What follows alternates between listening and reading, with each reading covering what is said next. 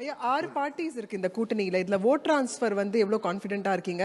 Joint கேம்பெயின்ஸா நாங்க பார்க்கலாமா? நிச்சயமா இப்படிதான் ஆரம்பிக்கிறோம். பாரத பிரதமர்கள் வந்தார்கள், மதுராந்தகத்துக்கு வந்தாங்க.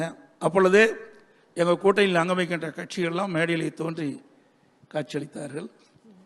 இன்றைக்கு முக்கிய தலைவர்களெல்லாம் பேசுகின்ற வாய்ப்பையும் பெற்றோம்.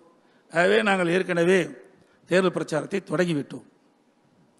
ஓ பன்னீர்செல்வம் உங்கள் கூட்டணியில் சேர முடிய வாய்ப்பே இல்லை என்று நீங்கள் கூறிவிட்டீர்கள். அவரிடம் ஏதாவது பேச்சுவார்த்தை நடந்ததா? வேற ஏதும் பேச்சுவார்த்தை இருக்கிறதா? ஒன்று.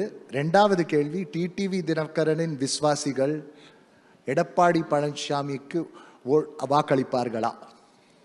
இது சரியான கேள்வி இல்லை என்று நான் கருதுகிறேன். ஒரு கூட்டணி அமைக்கப்பட்டு விட்டால் கூட்டணி தர்மத்தின் அடிப்படையில் தான் அனைத்து கட்சியும் செயல்படும். தமிழகத்தை பொறுத்த வரைக்கும் அது வரைக்கும் மனமாச்சரியம் இருக்கும், கருத்து வேறுபாடு இருக்கலாம்.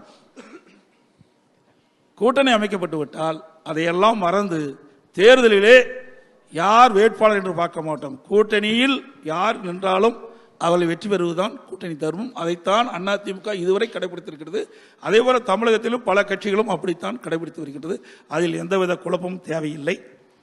இன்னொன்று சொன்னீர்கள், ஒரு நபரை பற்றி சொன்னீர்கள்.